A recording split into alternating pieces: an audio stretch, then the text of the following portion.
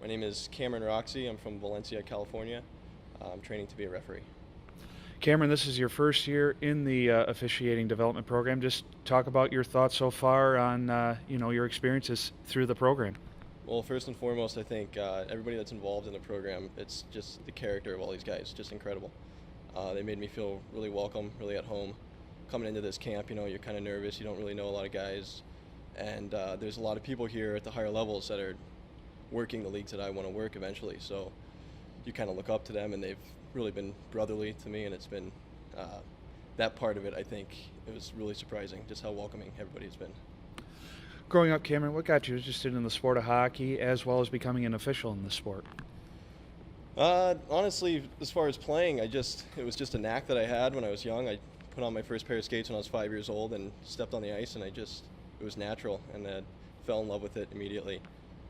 At that time, I for some reason wanted to be a referee. Not sure where that came from either. I used to watch it on TV, and I used to mimic the refs in front of the TV. But yeah, when I started playing, I had so much fun, and I just never wanted to give it up. And when I finished my junior career, I wanted to stay involved in the game, but I also wanted to give back to the game. It's a game that's given me so much, so you can't have the game without referees. So it's just a good way to give back and stay involved at the higher levels. Cameron, what other levels, hockey levels, have you officiated at prior to joining the program? Well, last year I worked for the Metropolitan Junior Hockey League. Prior to that, while I was playing, I worked a lot of youth stuff, U18, U16, that sort of thing. But during my playing career, reffing was more of a side gig. And then last year was my first year reffing, and I worked at Tier 3 Metropolitan Junior League. So, How big of a change is it going from being a quote-unquote part-time official to being a full-time official now?